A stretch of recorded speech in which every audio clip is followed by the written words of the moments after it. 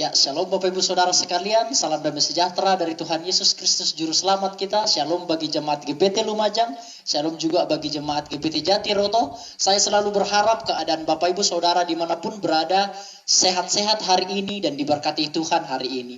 Nah Bapak Ibu Saudara, mari kita akan meluangkan waktu kita untuk kita beribadah dan semuanya kita serahkan ke dalam tangan Tuhan. Mari Bapak Ibu Saudara, kita akan nyanyikan satu buah pujian untuk mengawali ibadah kita, dan kita akan nyanyikan ini dengan sungguh-sungguh. Yesus, padamu ku berseru. Terima kasih Tuhan.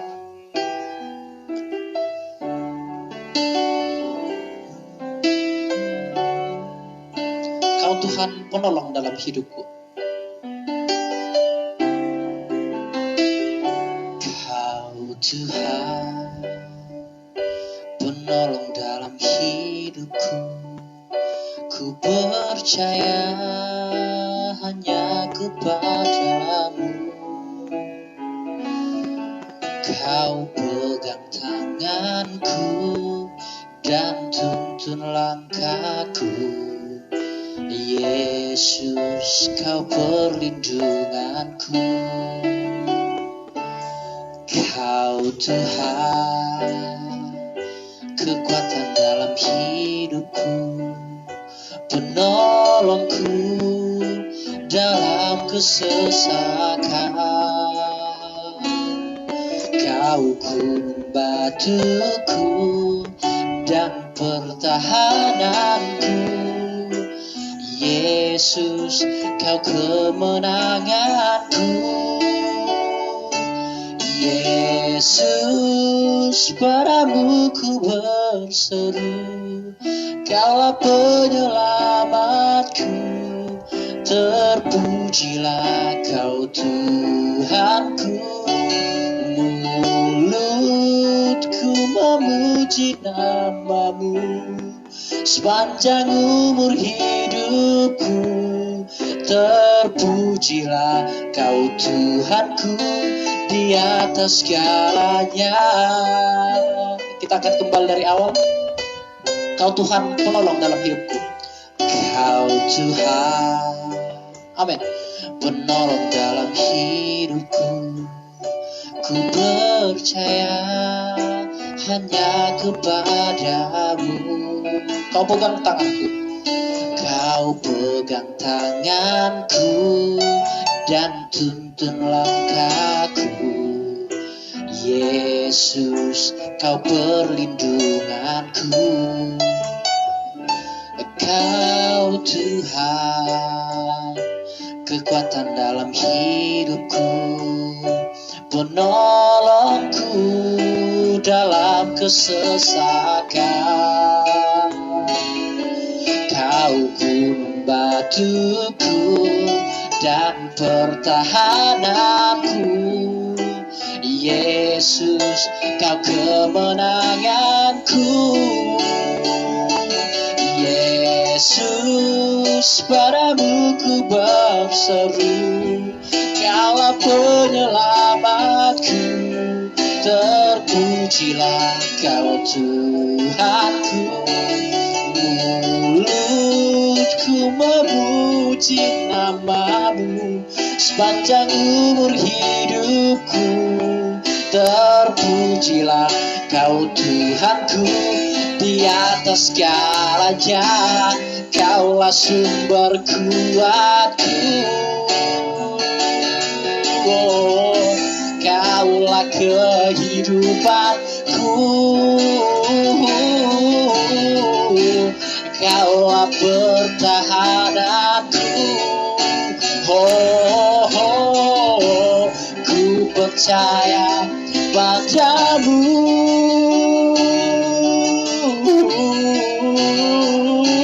Yesus, padamu ku berseru.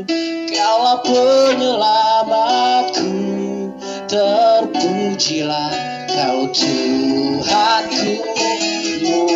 Mulutku memuji namamu, sepanjang umur hidupku.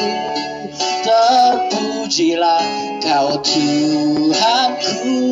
Yesus, Yesus, padamu ku berseru, Kaulah penyelamatku, terpujilah Kau Tuhanku. Mulutku memuji namamu sepanjang umur hidupku, terpujilah Kau Tuhanku. Di atas segalanya,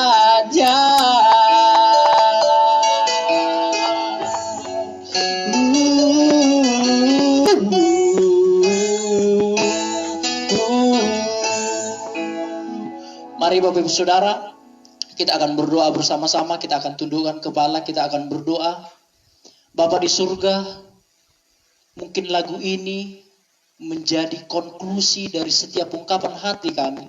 Mungkin hari ini kami sedang mengalami pergumulan yang begitu berat, baik itu pergumulan keluarga, baik itu pergumulan ekonomi, baik itu pergumulan sosial, dan lain sebagainya. Namun melalui pujian ini ya Tuhan, kami percaya bahwa ketika kami berseru kepada Tuhan, Tuhan akan memberikan kami jalan keluar, Tuhan akan memberikan kami kekuatan, dan Tuhan akan selalu menemani kami di setiap pergumulan masalah hidup yang kami jalani hari-hari ini. Terima kasih Bapa di surga, terima kasih, berdoa bagi sidang jemaat-Mu dimanapun berada, kiranya Tuhan tolong, Tuhan berikan kekuatan, Tuhan berikan kemauan untuk meluangkan waktu beribadah kepada Tuhan.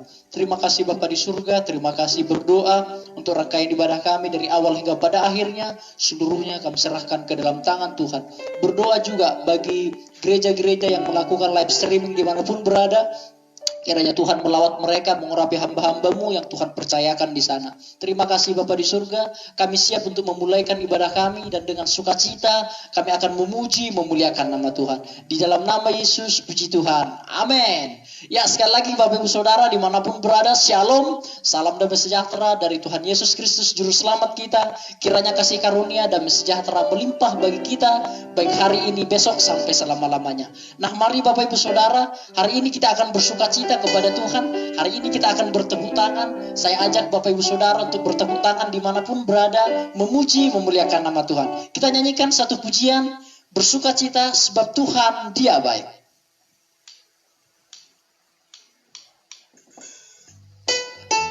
Amin. Haleluya. Amin. Amin. Mari masuk gerbangnya.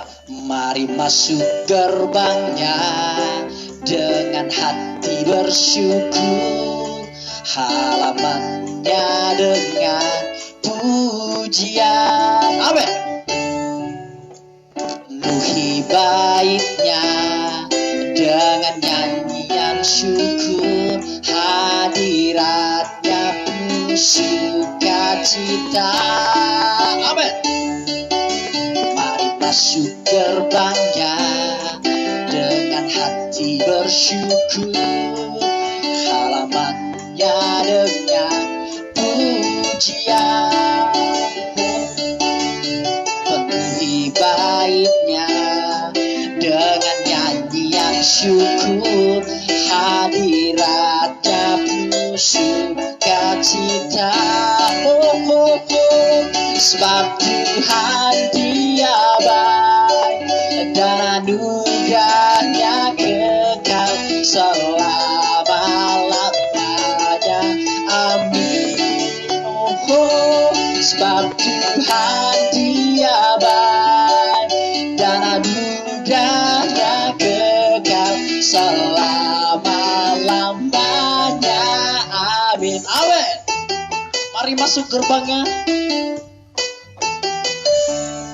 Mari masuk gerbangnya dengan hati bersyukur, halamannya dengan pujian. Amin. Penuhi baitnya dengan nyanyian syukur, hadiratnya penuh sukacita. Oh, sebab Tuhan Dia baik, dan anugerahnya kekal selama-lamanya. selama-lamanya. Amin. Oh, sebab Tuhan Dia baik dan anugerahnya kekal selama-lamanya. Amin. Kita akan nyanyikan pujian ini kembali. Mari masuk gerbangnya dengan hati bersyukur. Amin. Halamannya dengan pujian, penuhi baitnya dengan nyanyi yang syukur. Hadiratnya penuh sukacita, sebab Tuhan Dia baik dan anugerahnya kekal selama-lamanya. Amin. Oh, sebab Tuhan Dia baik dan anugerahnya kekal selama-lamanya. Sebab Tuhan Dia baik dan anugerahnya kekal selama-lamanya. Amin. Sebab Tuhan Dia baik dan anugerahnya kekal selama-lamanya. Amin. Selama-lamanya, selama-lamanya, selama-lamanya. Amin.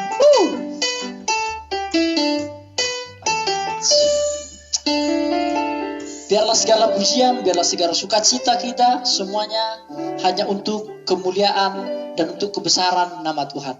Nah, Bapak Ibu Saudara, tiba saatnya kita akan mendengarkan firman Tuhan. Kita siapkan hati kita siapkan pemikiran kita dan waktu kita. Kita akan mendengarkan firman Tuhan. Kita siapkan tanah hati yang baik sehingga taburan firman Tuhan dapat berguna dan bermanfaat bagi kehidupan kita. Mari Bapak Ibu Saudara, kita persiapkan diri kita. Kita nyanyikan satu pujian, selidiki aku, lihat hatiku.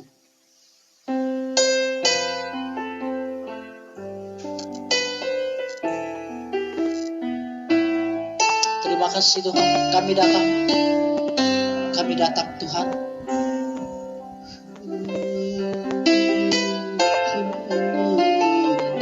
Selidiki aku, lihat hatiku, apakah ku sungguh mengasihi Yesus, Kau yang Maha Tahu dan menilai hidupku.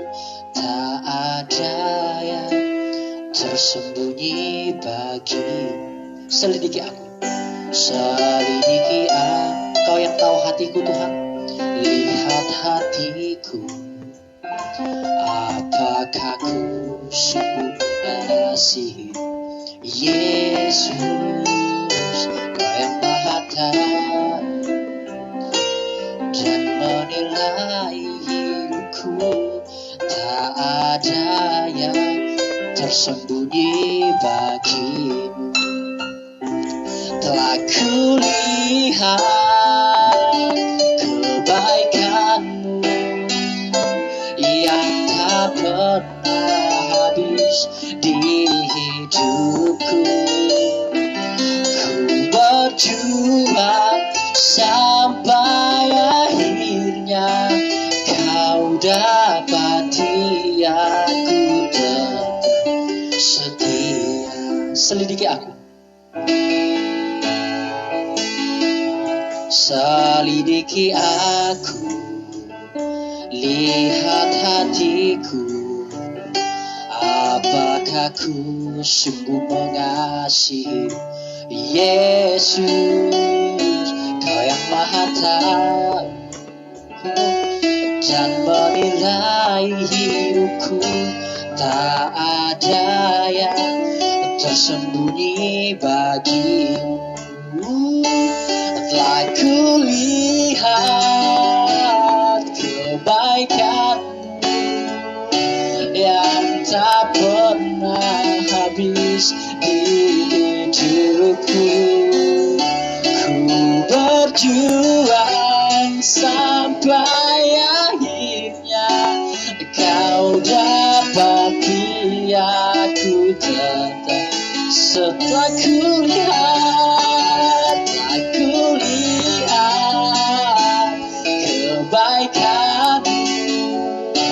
yang tak pernah habis di hidupku.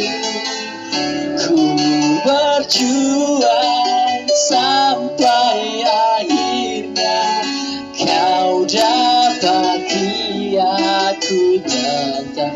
Oh, setelah kulihat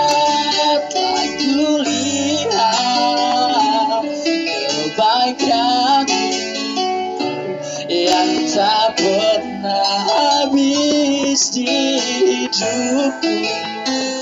Ku berjuang sampai akhirnya kau dapati aku tetap setia.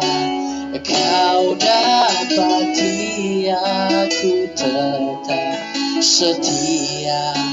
Kau dapati aku tetap setia. Mari kita berdoa Bapak Ibu Saudara. Bapa di surga, biarlah pujian ini menjadi komitmen kami. Karena Engkau yang tahu seluruh isi hati kami. Dari dalamnya hati kami. Bahkan kami sendiri tidak mengerti. Namun Engkaulah yang mengetahui seluruh seluk-beluk hati kami ya Tuhan. Bapa di surga, kiranya kami boleh setia melayani Tuhan. Kiranya kami boleh setia mendengarkan firman Tuhan. Dan kami boleh setia mengiring Tuhan. Dari mulai hari ini sampai akhir. Kami boleh setia sampai kami kembali kepada rumah Bapa yang sudah Engkau sediakan. Terima kasih Bapa di surga. Kami siapkan tanah hati yang baik untuk mendengarkan firman-Mu. Biarkan kami mendengarkan dengan sungguh-sungguh. Baik pun yang ada di sini, maupun yang ada di Jati Roto, maupun yang ada di GPT Lumajang. Semuanya Tuhan berkati. Berkati juga hamba-Mu yang Tuhan persiapkan untuk menyiapkan firman-Mu, menyampaikan firman-Mu. Tuhan berikan kekuatan dan kesehatan hikmat-Mu ya Tuhan. Sehingga boleh menyampaikan berita firman-Mu seturut dengan isi hati Tuhan yang akan memberkati, menguatkan kami. Terima kasih Bapa di surga, terima kasih. Kami akan siap mendengarkan firman-Mu. Dan kami sambut firman-Mu dengan segala sukacita. Di dalam nama Tuhan Yesus, penebus dan juru selamat kami yang hidup. Puji Tuhan. Amin.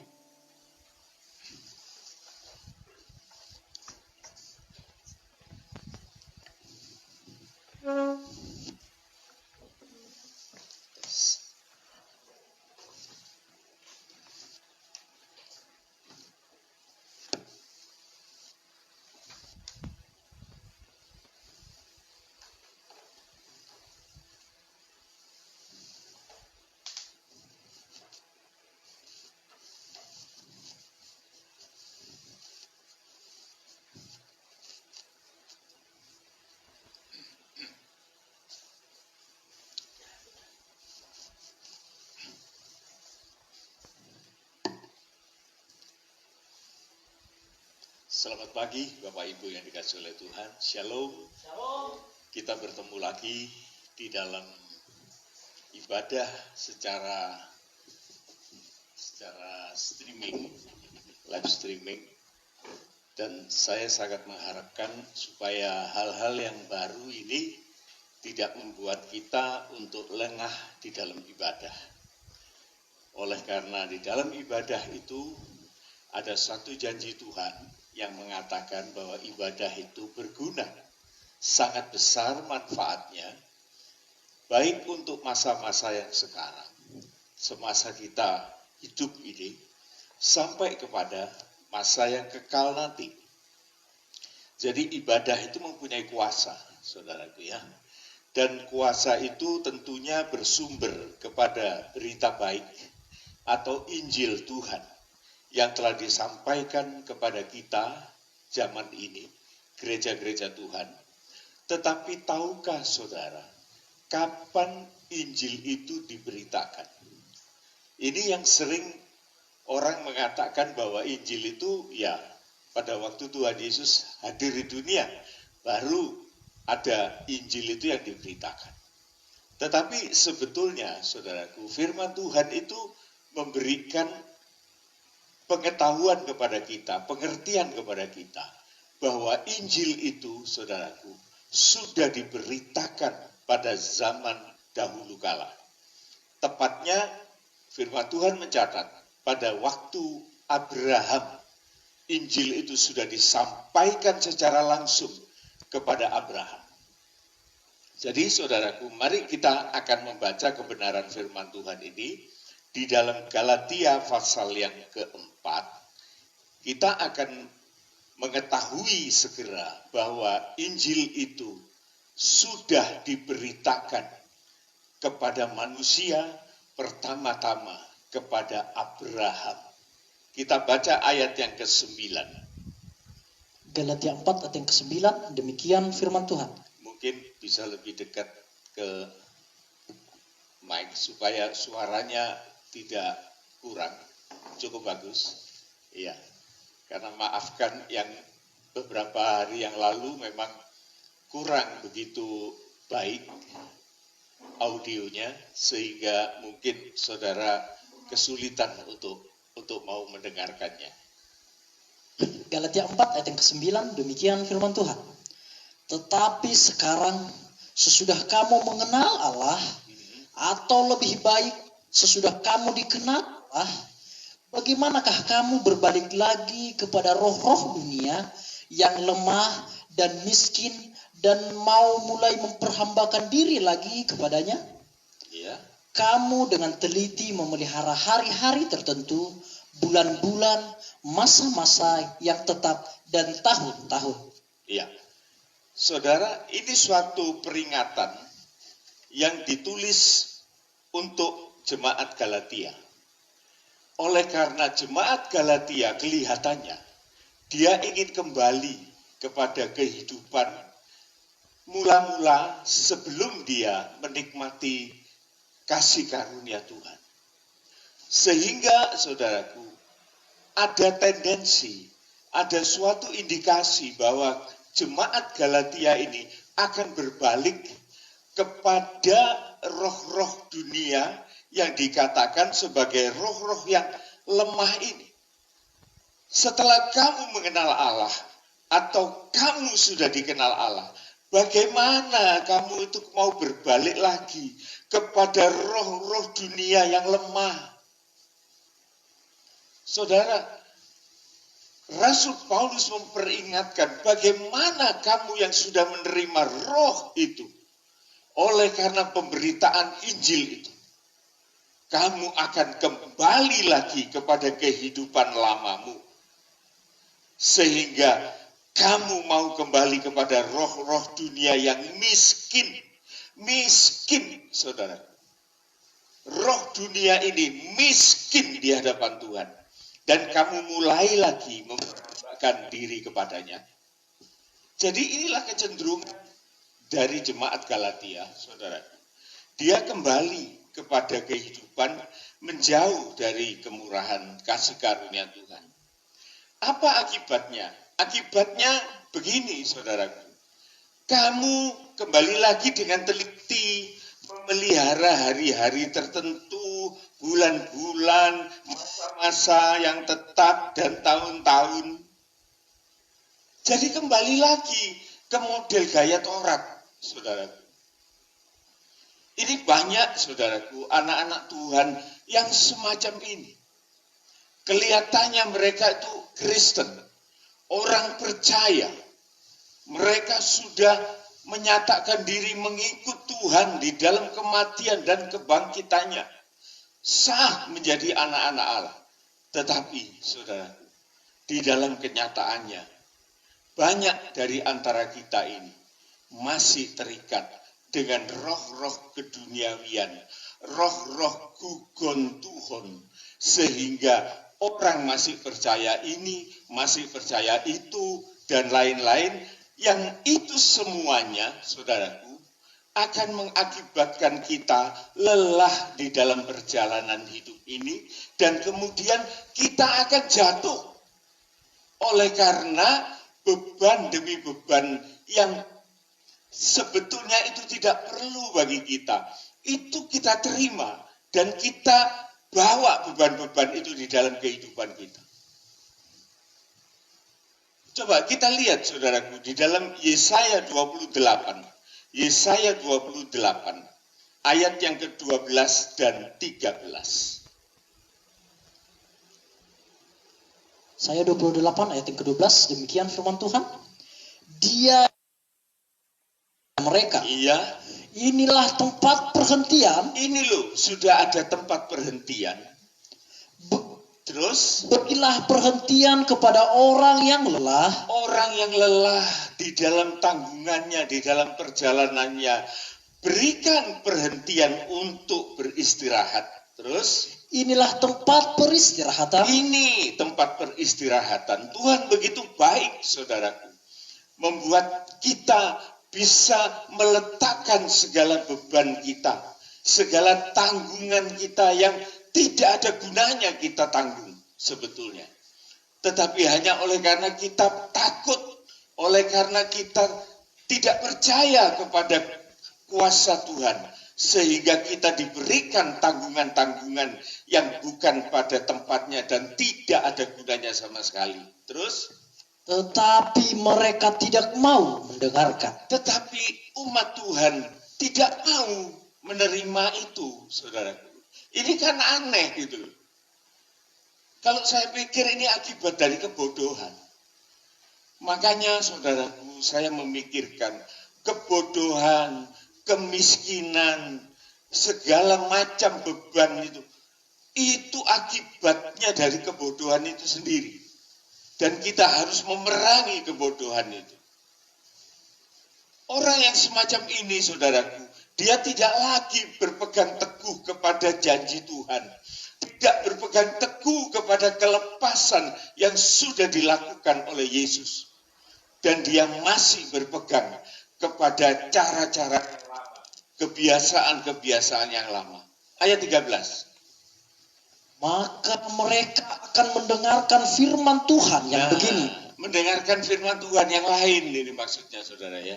Atau ya dari Taurat misalnya, itu banyak sekali peraturannya itu banyak, sehingga manusia itu seringkali dia tidak bisa melakukan peraturan itu, dia terjerat pada dosa.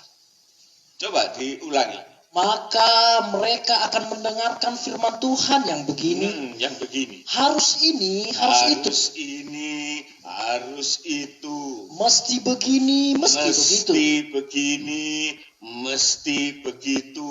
Tambah ini dan tambah itu. Tambah ini, tambah itu. Coba saudaraku, bagaimana kehidupan itu bisa hidup nyaman kalau kita selalu harus begini, harus begitu, kurang ini, kurang itu, tambah ini, tambah itu. Ini kan penyiksaan, saudara ya. Jadi manusia itu tanpa sadar, dia itu menyerahkan dirinya kepada roh-roh duniawi ini, sehingga saudaraku, beban itu begitu banyak dan sia-sia yang mengakibatkan kelelahan baik fisik dan roh itu, sehingga jatuh. Coba.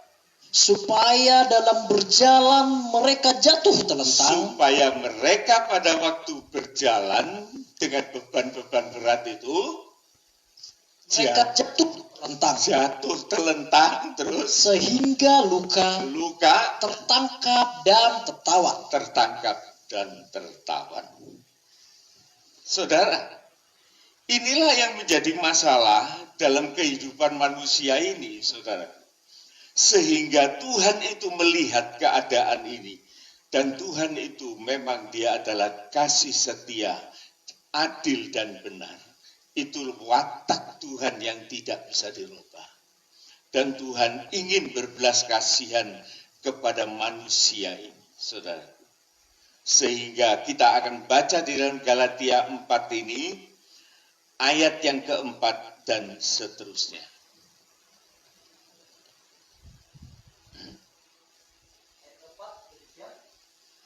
Tetapi setelah genap waktunya, maka Allah mengutus anaknya ya, yang lahir dari seorang perempuan dan takluk kepada hukum Taurat. Yesus itu sendiri, saudaraku, dia takluk di bawah hukum Taurat.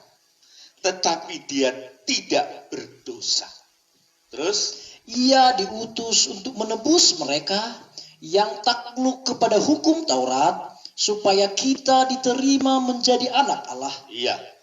Terus? Dan karena kamu adalah anak, maka Allah telah menyuruh roh anaknya. Dan kalau kita ini percaya kepada iman firman Tuhan, maka roh Yesus, roh anaknya itu akan masuk di dalam hati kita. Maka kita sebagai anak-anak Allah juga akan berseru, ya Aba, ya Bapa. Iya, kita mengenal Allah itu sebagai Bapa kita. Terus, jadi kamu bukan lagi hamba. Kita bukan lagi diperhamba, saudaraku. Harus begini, harus begitu, tambah ini, tambah itu, mesti begini, mesti begitu. Tidak. Oleh karena Tuhan melepaskan segala beban-beban itu. Dan Tuhan menggantikan dengan kasih karunia. Dia menggantikan dengan kemurahannya, kelepasan dari pembebanan seorang hamba itu. Terus? Jadi kamu bukan lagi hamba, melainkan anak. Jikalau kamu anak, maka kamu juga adalah ahli-ahli waris oleh Allah. Iya. Terus? Dahulu, ketika kamu tidak mengenal Allah, kamu memperhambakan diri kepada ilah-ilah yang pada hakikat bukan Allah. Yaitu, saudaraku. Jadi Galatia ini mengungkapkan keadaan kita itu bagaimana sebelum kita masuk di dalam iman kita. Jadi kita ini dipenuhi oleh tugas-tugas yang sebetulnya itu tidak perlu kita tanggung dan mengakibatkan kita terjerat oleh karena banyak peraturan-peraturan yang ada di dunia ini. Nah, saudaraku, Rasul Paulus menegur orang Galatia ini. Bagaimana mereka itu akan meninggalkan iman mereka. Galatia 3. Kita mundur. Galatia 3. Ayat yang pertama. Kedua. Ayat yang kedua demikian. Hanya ini yang hendak ku ketahui daripada kamu. Iya. Paulus bertanya, aku mau tahu dari kamu. Ayo kamu menjawab. Adakah kamu telah menerima roh karena melakukan hukum Taurat? Atau karena percaya kepada pemberitaan Injil? Iya. Jadi kamu ini mendapat roh kudus atau roh dari Yesus itu. Apakah oleh karena kamu itu mengandalkan Taurat, melakukan Taurat, atau kamu itu menerima roh oleh karena kamu percaya kepada Injil? Nah, saudaraku, kita boleh jawab sekarang. Silakan kita menjawab sendiri keadaan kita ini, saudaraku. Oleh karena, saudaraku, dalam masa Abraham ini, saudaraku, berita baik ini sudah disampaikan kepada manusia. Ayat yang kelima. Demikian. Jadi bagaimana sekarang? Apakah ia yang menganugerahkan roh kepada kamu dengan berlimpah-limpah? Roh yang dilimpahkan kepada kita pada zaman akhir ini. Saudaraku, Roh Kudus itu yang dilimpahkan kepada kita. Terus? Dan yang melakukan mujizat di antara kamu. Dan mujizat itu terjadi di mana-mana oleh karena pekerjaan Roh Kudus dimulai dari pekerjaan Yesus. Terus? Berbuat demikian karena kamu melakukan hukum Taurat atau karena kamu percaya kepada pemberitaan Injil? Kamu menikmati semua itu oleh karena Taurat atau karena Injil? Ini suatu pertanyaan-pertanyaan, saudaraku. Supaya kita yang menjawab dengan tulus hati, dengan kejujuran. Apa yang terjadi di dalam kehidupan kita ini? Ayat yang ke-8. Dan kitab suci yang sebelumnya mengetahui bahwa Allah membenarkan orang-orang bukan Yahudi oleh karena iman, telah terlebih dahulu memberitakan Injil kepada Abraham, olehmu segala bangsa akan diberkati. Rencana Allah, saudaraku, akan membebaskan kita semua. Kita orang Yahudi maupun orang kafir, siapapun, mereka akan diselamatkan oleh karena iman itu. Bukan oleh karena Taurat. Karena Taurat itu tidak menyelamatkan. Dan Taurat itu pun juga tidak pernah menyempurnakan. Tetapi hanya oleh karena iman dalam firman Kristus, itulah yang memberikan janji yang pasti dalam kehidupan orang-orang percaya. Dan kitab suci yang sebelumnya mengetahui bahwa Allah itu punya rencana untuk membenarkan orang-orang kafir maupun orang-orang Yahudi maupun siapa saja oleh karena iman kepada Kristus. Berita ini, saudaraku, adalah berita Injil. Dan dikatakan oleh firman Tuhan, telah terlebih dahulu Tuhan memberitakan Injil kepada Abraham. Apa isi Injil itu? Olehmu segala bangsa akan diberkati. Segala bangsa akan diberkati. Tapi saudaraku, kita lihat sekarang komplitnya dari apa yang dikatakan oleh janji ini. Kita lihat Kejadian 12 ayat yang ketiga. Kejadian 12 ayat yang ketiga, di sana kita bisa melihat apa yang dijaminkan Tuhan kepada Abraham di dalam perjanjiannya itu.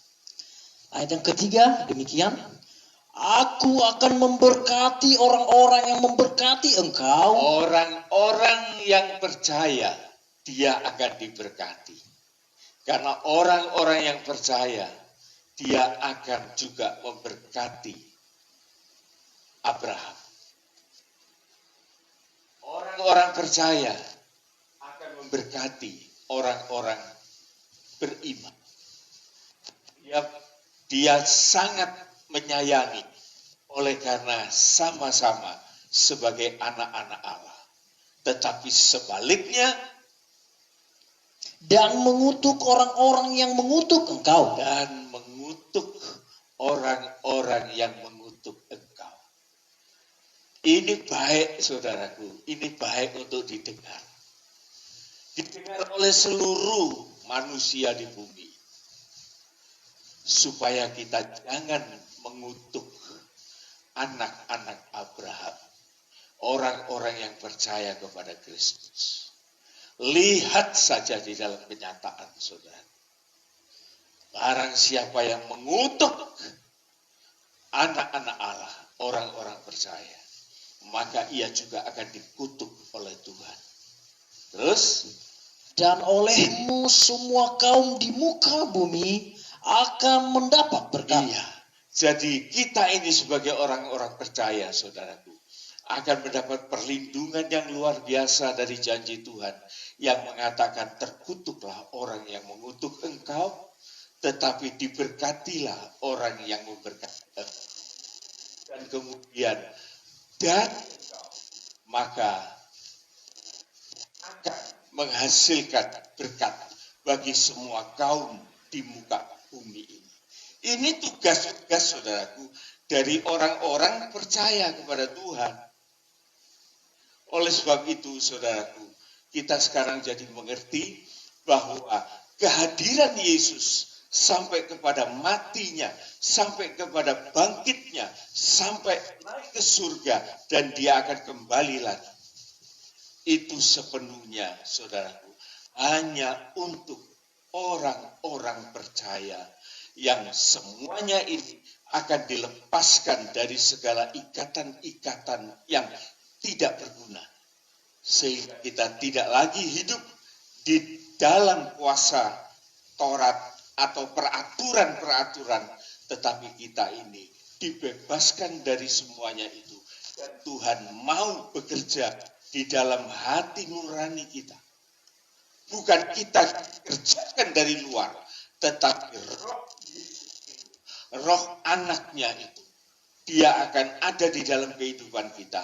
Dan kita bergerak sejalan dengan apa yang dikehendaki oleh roh Allah itu. Jelas, saudara ya. Jadi itulah maunya Tuhan, saudara. Nah, sekarang saya ingin refresh sedikit, saudaraku, mengenai apa yang sudah kita pelajari di dalam minggu yang baru lewat. Maka kita sudah melihat bahwa oleh karena kelepasan ini, Tuhan mempunyai maksud tertentu kepada anak-anak Tuhan, supaya ia mengambil bahagian di dalam pelayanan. Saudara, kalau sekarang gereja sudah pada tidak aktif secara fisik, mungkin pelayanan seperti paduan suara atau apa, musik atau apa, itu sudah agak banyak terhenti, saudaraku. Tetapi seharusnya pada waktu yang sedemikian ini, kita bisa melihat dan kita merasakan betapa kosongnya kehidupan ini tanpa kita melayani Tuhan. Dan kita diberikan suatu pengalaman oleh Tuhan, supaya kita mengalami hal semacam ini. Bukan kita untuk undur, bukan kita untuk menjadi lemah, tetapi sebaliknya, kita akan memperoleh suatu pengalaman untuk kita bisa memikirkan hal-hal lain yang lebih bermanfaat. Mari saudaraku, saya akan sedikit mengulang di dalam 1 Petrus 1 ayat yang ketiga.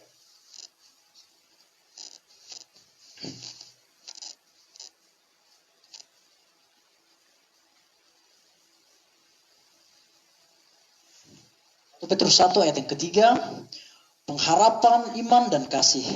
Terpujilah Allah dan Bapa Tuhan kita Yesus Kristus, yang karena rahmat-Nya yang besar, telah melahirkan kita kembali oleh kebangkitan Yesus Kristus dari antara orang mati kepada suatu hidup yang penuh pengharapan. Iya. Terus? Untuk menerima suatu bagian yang tidak dapat binasa, yang tidak dapat cemar, dan yang tidak dapat layu, yang tersimpan di surga bagi kamu. Iya. Jadi saudaraku, ayat ini mengatakan bahwa Rasul Petrus ini memuji Allah bukan oleh karena perkara-perkara yang lain. Ini yang penting kita perhatikan, saudara. Seringkali manusia itu memuji Allah oleh karena dia memperoleh berkat. Itu tidak salah. Tetapi itu bukan hal yang penting, yang pokok dalam kehendak Tuhan. Tetapi kehendak Tuhan adalah seperti yang dilakukan oleh Rasul Petrus. Dia memuji Allah sebagai Bapa Tuhan Yesus Kristus. Apa yang dipujikan? Rahmat-Nya yang besar. Rahmat macam apa yang diberikan? Ialah melahirkan kita kembali. Melahirkan manusia kita sebagai manusia yang baru. Melalui apa? Melalui kebangkitan Yesus dari semua orang mati. Mengapa? Supaya di dalam anugerah ini, saudaraku, ada suatu pengharapan yang besar kepada suatu hidup baru yang penuh dengan pengharapan. Pengharapan tentang apa? Pengharapan tentang hal-hal yang kekal, saudara. Pengharapan tentang hal-hal yang kekal. Bukan hanya perkara-perkara yang fana, tetapi perkara-perkara yang kekal, yang sekarang ini belum kita terima, saudaraku. Belum kita terima. Kita masih berada di dalam dunia yang fana ini. Dan sebentar kita akan menjadi tua, akan menjadi loyo, lelah, dan lain sebagainya secara fisik. Dan kita akan kembali dari tanah kembali ke tanah. Itulah keadaan kenyataan manusia ini, saudaraku. Fana. Semua apa yang kita lihat ini tidak bakalan kita lihat lagi. Segala apa yang kita miliki suatu saat tidak akan menjadi milik kita lagi. Bahkan hidup kita ini juga bukan hidup kita lagi, hilang lenyap oleh karena ditelan kefanaan. Tetapi saudaraku, di sini firman Allah mengajar kepada kita kepada suatu hidup yang penuh dengan pengharapan. Oleh sebab itu Tuhan mengatakan, letakkan pengharapanmu itu di atas kasih karunia. Letakkan pengharapan itu di atas kesempatan yang Tuhan beri, saudaraku. Nah, ayat yang keempat ini sangat jelas mengatakan, untuk apa pengharapan, tentang apa? Untuk menerima sesuatu yang tidak dapat binasa. Itu artinya kekekalan, termasuk hidup yang kekal, saudaraku. Keselamatan yang kekal. Jadi yang fana biarlah fana. Tetapi yang kekal ini, saudaraku, sekarang ini yang menjadi harapan kita. Belum kita terima, belum kita lihat. Tetapi sudah kita percaya bahwa itu ada bagi kita. Itu ada milik kita yang sudah disiapkan Allah. Dikatakan kita menerima satu bagian yang tidak dapat binasa atau kekal, yang tidak dapat cemar, yang tidak dapat layu, yang tersimpan di surga bagi kita. Ini yang menjadi harapan kita, saudaraku. Ini yang menjadi harapan kita. Karena kita ini, saudaraku, ada ciptaan Allah yang baru. Dan kita akan mendapatkan sesuatu yang istimewa dari Allah itu sendiri. Saudara, kita sekarang akan melihat dalam 2 Korintus 5. 2 Korintus 5 ayat yang ke-17. Jadi inilah keadaan kita sekarang, saudara. Inilah keadaan kita sekarang, orang-orang yang percaya kepada Tuhan. Maka kita ini sudah memiliki suatu janji yang pasti akan menerima kekekalan itu di dalam kerajaan surga. Demikian. Jadi siapa yang ada di dalam Kristus, ia adalah ciptaan baru. Ya, kita menjadi ciptaan yang baru. Kita dilahirkan baru. Yang lama sudah berlalu. Yang lama, yang fana itu sudah berlalu. Sesungguhnya yang baru sudah datang. Yang baru itu sudah datang. Jadi kita beralih dari maut kepada kehidupan yang kekal. Kita beralih dari yang fana kepada yang mulia. Sebagai ciptaan yang baru. Yang mengalami keubahan dalam kehidupan kita ini, saudara. Jadi, saudara, kalau kita berbicara tentang kehidupan yang baru, maka kita harus menunjukkan suatu sikap yang baru. Itu sudah mutlak, saudara. Bagaimana kalau kita bilang, saya ini anak Tuhan, tapi kita tetap di dalam kehidupan lama kita. Kita tidak pernah mengekspos dari kehidupan kita ini sesuatu yang baru dari Tuhan. Saya perlu memberikan beberapa contoh, saudara. Suatu kehidupan yang baru itu modelnya bagaimana? Kita lihat dalam Efesus pasal yang keempat, saudara, ayat yang ke-23. Apa yang perlu dibaharui? Ayat yang ke-23 demikian. Supaya kamu dibaharui di dalam roh dan pikiranmu. Nah ini saudaraku. Jadi kalau kita ini mengatakan aku ini anak Tuhan yang sudah percaya kepada Yesus, sudah menerima Injil itu sebagai iman yang harus dipegang dan dijalankan. Tetapi sementara itu saudaraku, paradigma kita masih kepada hal-hal yang fana.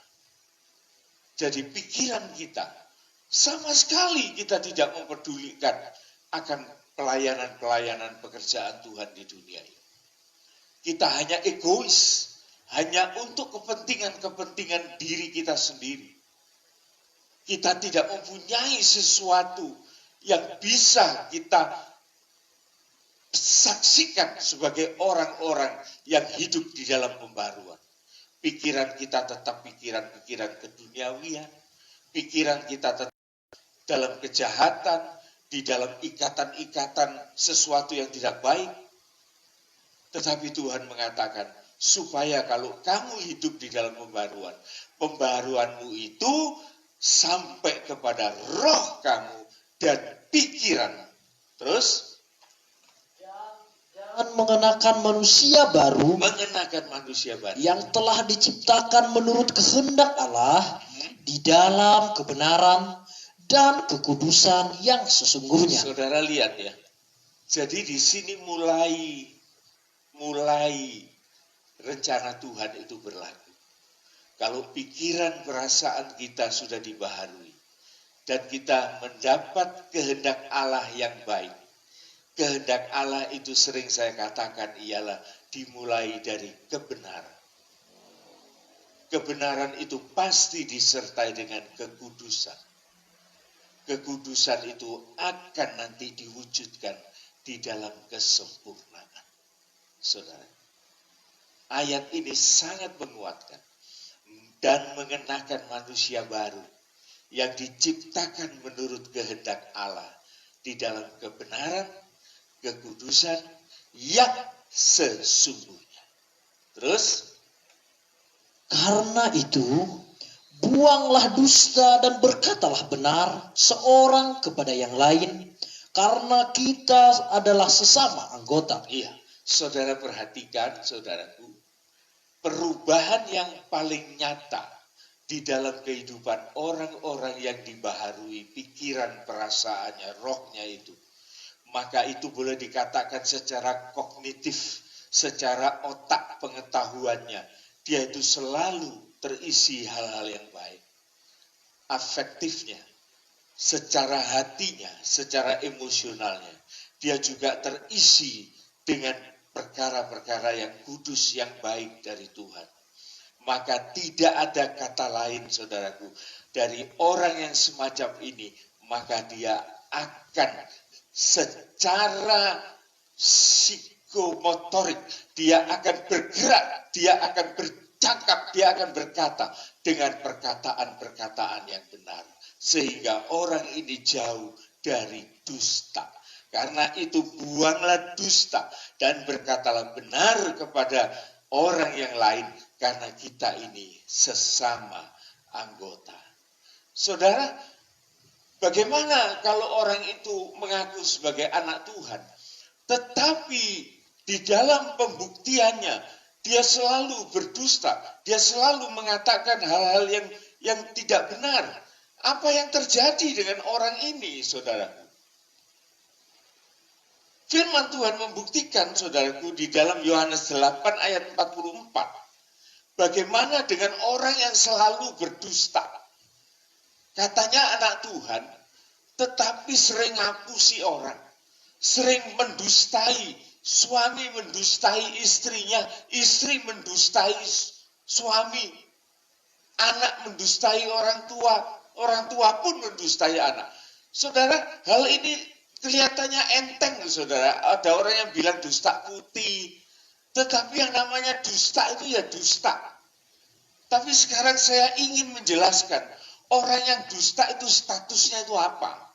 Yohanes 8 ayat 44. kita segera tahu status dari orang dusta itu. Demikian, iblislah yang menjadi bapamu. Itu anak iblis. Kalau Tuhan mengatakan bapakmu itu iblis, terus Dan kamu ingin melakukan keinginan dan bapamu. kamu itu disetir, dikendalikan oleh bapakmu itu, oleh iblis itu. Roh iblis itu manjing di dalam dirimu dan kamu dikendalikan dengan roh-roh bapakmu itu. Terus Ia adalah pembunuh manusia sejak semula. iblis itu adalah pembenci manusia. Tuhan mengatakan orang yang membenci itu sudah membunuh.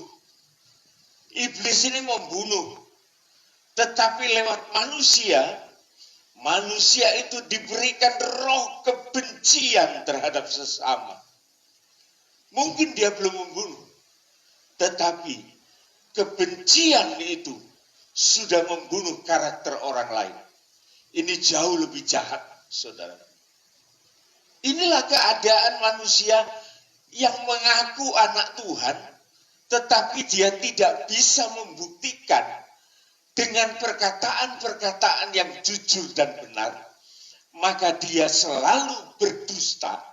Maka kedustaan itulah yang menetapkan dia, yang membongkar kedok dari dia. Dia adalah anak iblis, pembunuh manusia pada mulanya. Terus Dan tidak hidup dalam kebenaran. tidak ada kebenaran di dalamnya. Terus Sebab di dalam dia tidak ada kebenaran. memangnya dia tidak punya kebenaran, iblis itu. Terus Apabila ia berkata dusta, ia berkata atas kehendaknya sendiri. Iya, memang dia itu memang modelnya ya memang dia itu pendusta. Bahkan engkongnya bapaknya pendusta. Itulah iblis, saudara. Terus Sebab ia adalah pendusta dan bapa segala dusta. nah, jelas ya saudara ya. Jadi mulai sekarang saudaraku, sebagai anak-anak Tuhan, kita berjuang, kita berhati-hati, kita minta kepada Tuhan supaya Roh Kudus itu ada di dalam kehidupan kita. Setelah Tuhan Yesus naik ke surga, saudaraku, maka Roh Kudus itu akan dicurahkan pada waktu itu. Tetapi pada saat sekarang ini, saudaraku, Roh Kudus itu sudah ada di dunia ini dan sudah juga ada di dalam hati kita masing-masing. Orang percaya. Wah, saya percaya tapi saya sering dusta. Saudara, kalau setelah saudara mendengar firman Tuhan ini, saudara diminta suatu kerjasama dengan Roh Kudus.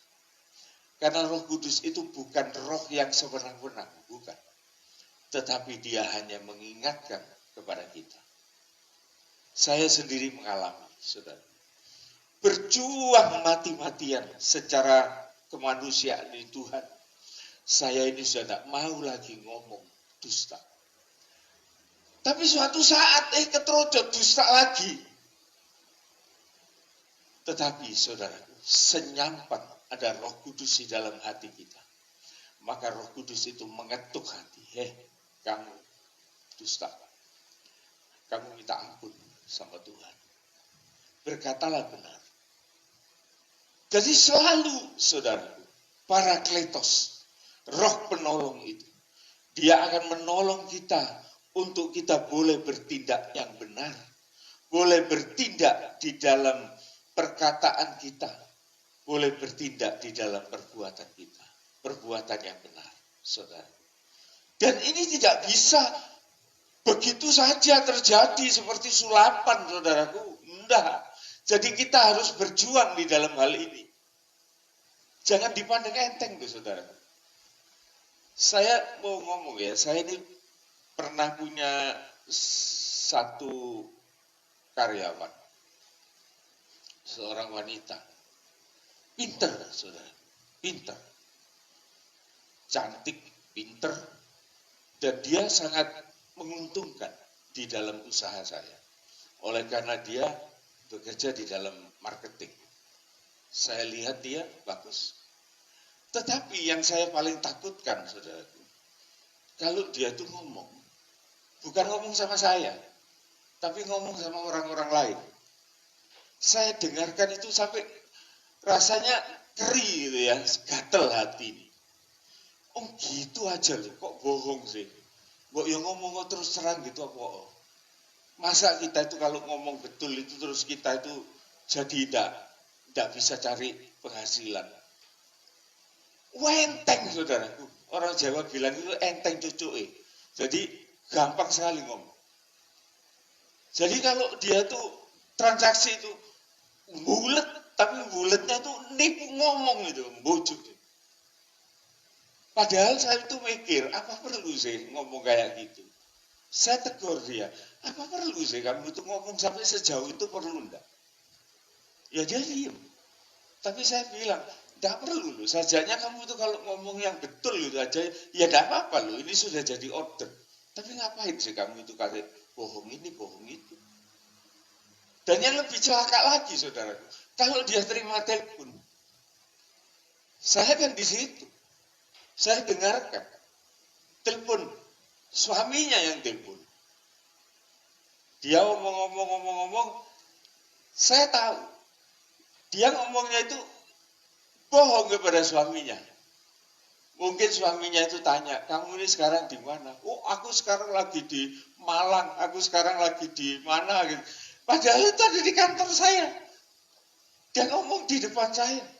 Saya pikir orang ini enaknya ya ngomongnya bohong sama suaminya. Nanti anaknya ya gitu. Kalau telepon mama di mana? Oh, mama ini sedang repot. Mama ini sedang di kantornya si A, kantornya si B.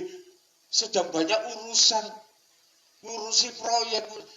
Padahal dia masih ada di tempat saya. Jadi, saudaraku, orang yang ingin hidup di dalam kekudusan, hatinya sangat sensitif terhadap pendusta.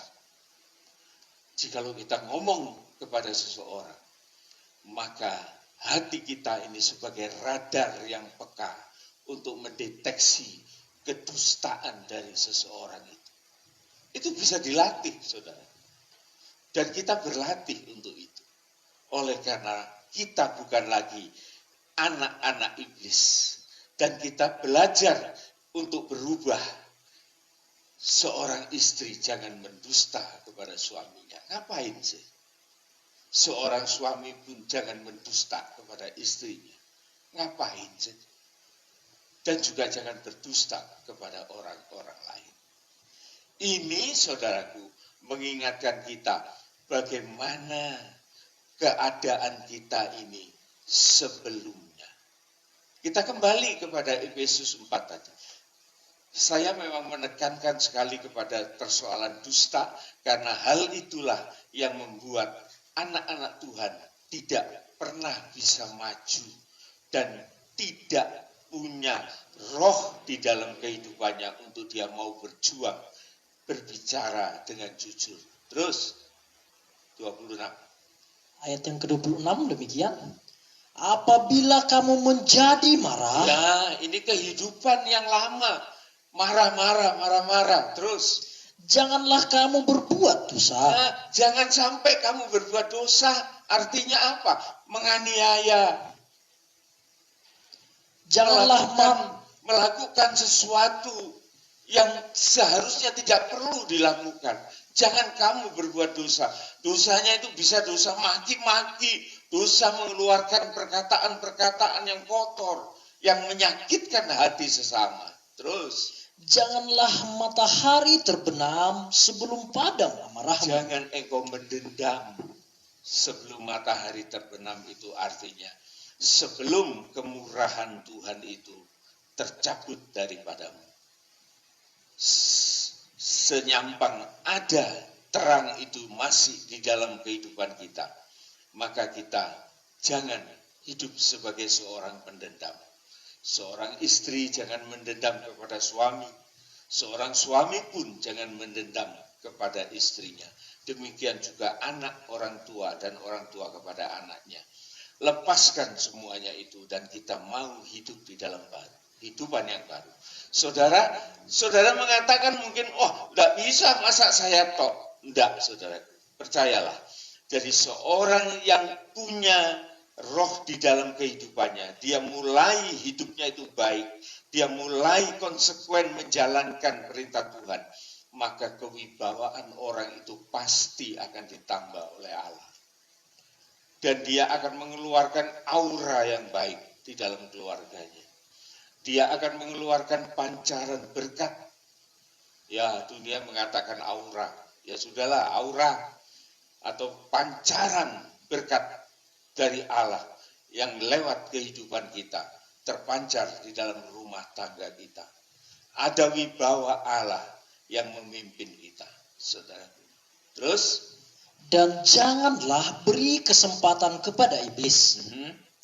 Orang yang mencuri, janganlah ia mencuri lagi. Iya. Tetapi baiklah ia bekerja keras dan melakukan pekerjaan yang baik dengan tangannya sendiri, supaya ia dapat membagikan sesuatu kepada orang yang berkekurangan. Orang-orang yang berkekurangan. Ini juga maksudnya, saudaraku, untuk orang-orang yang tidak sukses di dalam masalah kehidupan secara finance. Orang yang mencuri, jangan ia mencuri lagi. Apa sih yang dia curi itu? Yang dia curi itu tanpa dia sadari, saudara. Orang itu sering mencuri kemuliaan Allah. Kemuliaan Allah itu dia curi. Yang seharusnya kemuliaan itu bagi Allah, itu sama dia di stop, dipenggal untuk saya itu. Tanpa sadar, saudara. Tuhan mengatakan jangan mencuri. Loh, saya tidak nyuri uangnya orang. Bukan uangnya orang. Haknya Tuhan kamu curi. Kemuliaan Tuhan kamu curi. Apalagi yang dicuri? Haknya Tuhan. Apa haknya Tuhan? Perpuluhan. Ini saya ngomong terus terang, saudara. Saya pernah didatangi oleh saudara saya waktu itu sedang mempersiapkan amplop perpuluhan untuk bayar air, untuk bayar listrik, untuk bayar sekolah anak-anak, untuk apa. Pada waktu itu saya taruh di meja, istri saya yang kerja taruh di meja. Kemudian ada seorang saudara datang, dia lihat, dia pegang amplop ini, dia tanya, ini apa ini, perpuluhan ini? Ah, kamu masih bayar perpuluhan ya? Kamu kalah sama Tuhanmu, itu kalah sama pemerintah. Pemerintah itu ada PTKP, penghasilan tidak kena pajak. Tetapi gerejamu itu kejem. Kamu dapat berapa saja, kamu dimintai 1/10. Padahal pemerintah itu tahu aturan. Dia tidak minta pajak kalau penghasilan warganya itu di bawah PTKP. Saya bilang ya, saya juga ngerti lah. Tapi terus terang saya ngomong. Waktu itu saya tidak membantah. Tetapi dalam hati saya mengatakan beda. Beda. Kita wajib untuk memberikan apa yang menjadi hak pemerintah. Dengan segala peraturannya. Tetapi terus terang saya katakan. Pemerintah tidak bisa memberkati saya. Tidak mungkin. Sekalipun pemerintah adalah wakil dari Allah. Dia tidak bisa memberkati saya sebagaimana Allah itu yang memberkati saya. Saudara, pemerintah itu bekerja buat rakyat. Dia menjaga keamanan, dia menjaga susila, dia menjaga segala sesuatu. Itu tugas pemerintah. Dan dia bertanggung jawab atas keselamatan rakyat dan bangsa negaranya. Itu pemerintah. Tetapi Allah itu jauh lebih dari pemerintah. Dan dia memberkati kita ini. Bukan hanya di dunia, bukan hanya di bumi. Tetapi berkatnya sampai kepada kehidupan yang kekal. Jadi dalam hati saya mengatakan beda. Beda. Memang pemerintah itu tahu aturan. dia tahu membatasi supaya orang itu tidak menderita. Itu bagus. Tetapi Tuhan itu jauh lebih dari pemerintah dunia ini. Oleh karena dia memberkati kita, sehingga sekalipun sedikit, itu cukup buat kehidupan ini. Ini saudaraku, yang seringkali kita curi. Itu haknya Tuhan, perpuluhan. Jadi saudaraku, di dalam pikiran saya, Tuhan itu memberkati kita dengan cara yang tidak berhingga, dengan cara yang tidak terpikirkan. Oleh karena dia tahu bagaimana dia memelihara dan memberkati orang-orang yang percaya kepada dia. Jadi kita tidak perlu mencuri. Mencuri lagi, mencuri apa? Mencuri waktu. Waktu itu juga bisa dicuri, saudaraku ya. Ini kejahatan. Orang kerja sama orang, tapi nyolong balung, kata orang Jawa. Nyuri waktu. Dia tidak bekerja dengan sungguh-sungguh. Tuhan mengatakan, janganlah mengulangi hal-hal yang semacam itu. Jangan mencuri lagi. Tetapi baiklah ia bekerja keras. Jadi bukan bekerja sambil lalu, saudaraku. Tetapi Tuhan mengatakan, ia bekerja lebih keras. Melakukan pekerjaan-pekerjaan yang baik dengan tangannya sendiri. Supaya apa? Supaya ia diperkaya. Sudahlah saudaraku, saya ini bukan salah baca. Saya ini cuma mengganti kata. Gitu. Supaya ia diperkaya. Dan supaya ia di dalam kekayaannya itu, dia punya sesuatu yang bisa dibagikan kepada orang yang berkekurangan. Paham saudara ya? Jadi orang itu kalau dia tidak mencuri miliknya Tuhan, tidak mencuri milik sesama, tidak mencuri segala sesuatu yang menjadi hak orang lain, dan dia mau bekerja dengan baik, maka Tuhan itu akan memberkati orang-orang model kayak gini nih. Sehingga orang itu diberikan sesuatu yang berlebih. Oleh karena apa? Oleh karena orang ini dipilih Tuhan di dalam kelebihannya untuk memberkati orang lain. Masa tidak mau saudara jadi orang kayak gini? Loh, ini saudaraku menjadi pengalaman hidup loh saudara. Kalau saudara tahu saya ini asalnya, kalau saya bilang sekarang saya tidak malu karena saya sekarang sudah enak hidupnya.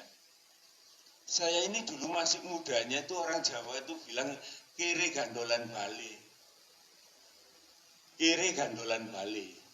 Kiri itu tahu, kiri itu miskin yang sudah keruntor-runtor. Gandolan Bali itu tempat tidur yang reot itu dipegangi milik satu-satunya. Ya, jadi kayak gitu tuh modelnya saya dulu. Tetapi oleh karena saya mengerti firman ini, mengerti ayat ini, saudara, maka saya berusaha dengan pertolongan Tuhan untuk mencoba memenuhi apa yang diinginkan oleh Tuhan dalam kehidupan saya. Tuhan memberkati. Saya tidak mengatakan saya ini orang kaya, nanti diketawai orang, saudara ya. Kalau bilang orang kaya itu pasti kekayaan itu.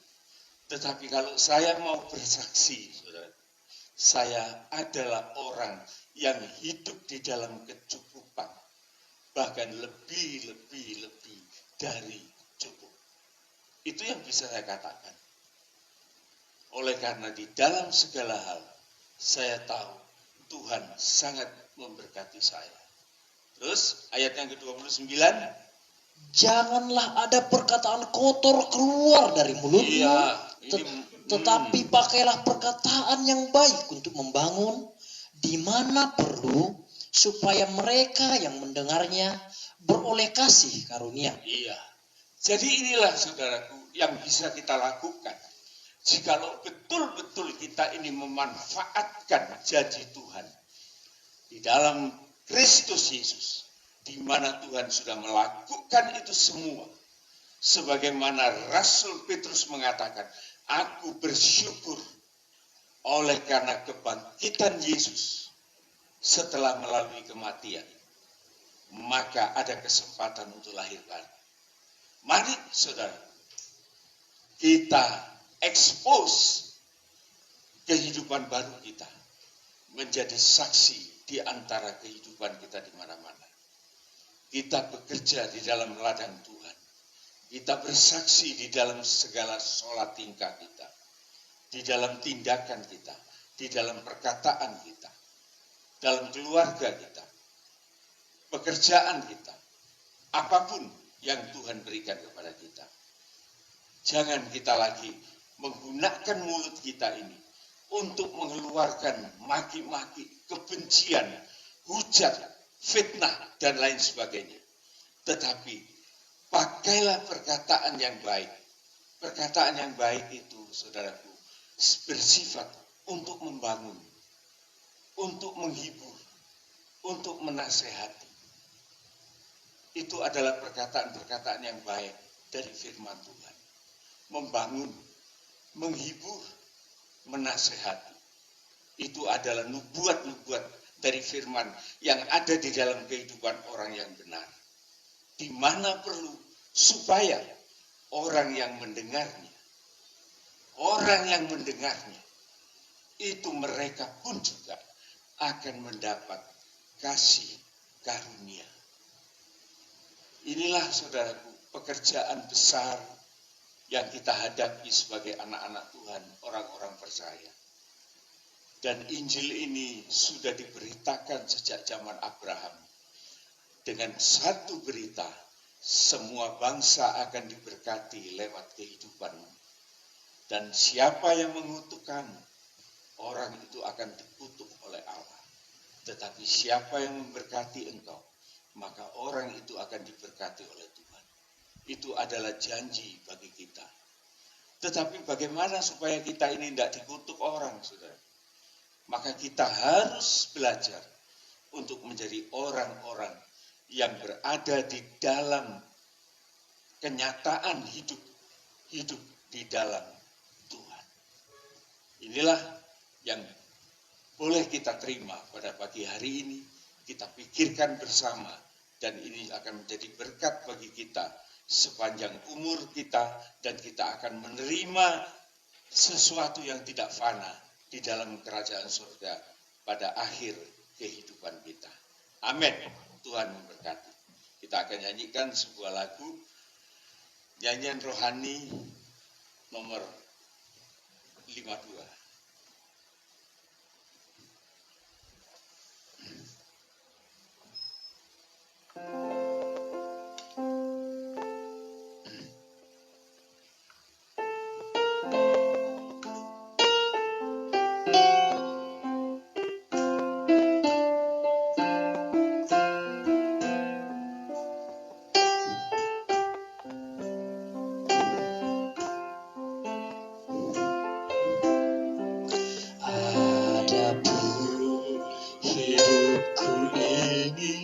Bukannya aku lagi, melainkan Kristus yang hidup di dalamku. Adapun hidupku ini bukannya aku lagi, melainkan Kristus yang hidup di dalamku. Tetapi hidup yang sekarang hidup dalam tubuh ini, aku hidup di dalam iman kepada Anak Allah yang mengasihi daku dan yang menyerahkan dirinya untuk aku. Adapun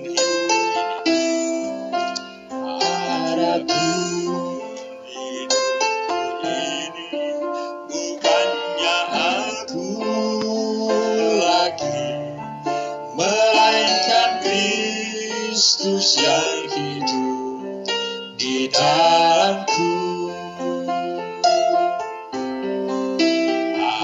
Adapun hidupku ini bukannya aku lagi, melainkan Kristus yang hidup di dalamku. Tetapi hidup yang sekarang hidup dalam tubuh ini, aku hidup di dalam iman kepada Anak Allah yang mengasihi aku dan yang menyerahkan dirinya untuk aku. Kita berdoa. Bapa di dalam surga, sungguh kami bersyukur, berterima kasih kepadamu Bapa, buat segala kebaikan dan perhatian Bapa atas kehidupan manusia yang berdosa ini, yang sudah jatuh di dalam keadaan yang tidak mungkin akan bangkit kembali. Oleh karena kami tidak berdaya di dalam keadaan dosa ini Tuhan. Banyak hambatan, banyak peraturan, banyak yang menentang dan lain sebagainya.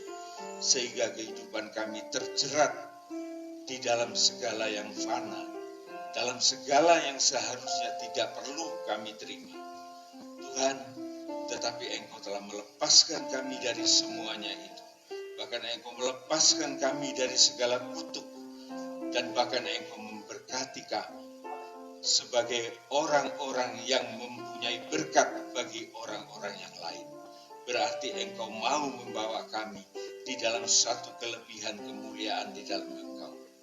Tuhan, kami bersyukur jikalau Engkau telah mengubahkan kehidupan kami dari manusia lama, dan Engkau memberikan suatu manusia yang baru di dalam kami. Bahkan Engkau memberikan suatu pengharapan yang kekal, bukan pengharapan atas kehidupan dunia yang fana ini, yang sekarang tersimpan di surga, yang tidak layu, yang tidak rusak, dan tidak tercuri oleh pencuri. Itu akan menjadi milik kami sebagai pengharapan kami di atas bumi ini Tuhan, untuk menjadi sesuatu yang Engkau berikan dalam hidup ini. Kami bersyukur untuk semuanya ini Tuhan. Bahkan di dalam dunia ini Engkau memberikan Roh-Mu yang kudus, supaya kami dari kehidupan yang cemar, kehidupan yang penuh dosa, Engkau ubahkan dengan pertolongan Roh-Mu yang kudus. Tuhan, tolong kami Tuhan, untuk memperjuangkan supaya terekspos, supaya keluar dari kehidupan kami ini contoh-contoh yang baik yang sudah Engkau tanamkan di dalam kami. Oleh karena hidup kami ini bukan kami lagi, tetapi Yesus, Roh Anak Allah itu yang ada di dalam kami. Dan ini sekarang yang hidup di dalam kami Tuhan, dan mengasihi kami. Dan Dia telah menyerahkan kehidupannya bagi kami. Oleh sebab itu Tuhan, kami juga menyerahkan kehidupan kami kepada Tuhan. Engkau memberkati kami seberapa banyak kami yang ada. Engkau berkati jemaat Jatiroto, Engkau berkati jemaat GPT Lumajang Tuhan, supaya kami semua, sekalipun tempat kami terpencar-pencar pada saat ini, tetapi kami disatukan oleh firman Tuhan, dan kami tetap diberkati di dalam kehendak-Nya. Terima kasih Tuhan, Engkau tidak ingin mengecewakan kami, Engkau ingin menjadikan kami berkat. Oleh sebab itu Engkau juga terlebih dahulu memberkati kami. Terima kasih Tuhan, terima kasih. Saatnya Tuhan, kami segera akan melanjutkan segala aktivitas kami di sepanjang hari ini. Kami mohonkan berkat Tuhan. Saudara-saudaraku yang dikasihi Tuhan Yesus Kristus, terimalah segala berkat anugerah dari Allah Bapa, Sang Putra dan Roh Kudus di dalam bentuk kebahagiaan yang kekal, keselamatan yang kekal akan menyertai kehidupan kita sampai selama-lamanya, bahkan Maranatha, sampai Tuhan Yesus datang kembali. kita kembali di dalam aktivitas kita disertai oleh Tuhan. Dalam nama Tuhan Yesus Kristus kami sudah berdoa. Amin, amin, amin. Ada pengumuman? Ya, sebentar Bapak Ibu Saudara, saya akan umumkan beberapa pengumuman yang perlu kita perhatikan. Bapak Ibu Saudara sekalian, besok tetap ada rekod-rekod. Setiap pagi saya akan membagikan rekod-rekod firman Tuhan. Dan rekod firman Tuhan itu hanya berdurasi 10 menit saja. Kiranya Bapak Ibu Saudara boleh meluangkan waktu untuk mendengarkan rekod-rekod firman Tuhan tersebut. Dan juga tetap ada ibadah PA hari Rabu, live streaming. Dan kiranya juga Bapak Ibu Saudara mau mendengarkan dan mau menyaksikan rekod-rekod tersebut. Dan juga Bapak Ibu Saudara, untuk sekolah minggu tetap kami akan bagikan video-video untuk sekolah minggu dan tugas-tugas untuk anak-anak sekolah minggu yang mungkin akan diberikan oleh guru-guru sekolah minggu. Kami akan tetap membagikan video untuk pengajaran sekolah minggu supaya anak-anak Bapak Ibu Saudara juga tetap diberkati oleh firman Tuhan. Demikian pengumuman yang bisa saya bagikan Bapak Ibu Saudara. Shalom, Tuhan Yesus memberkati kita semua. Tetap semangat. Tuhan Yesus memberkati.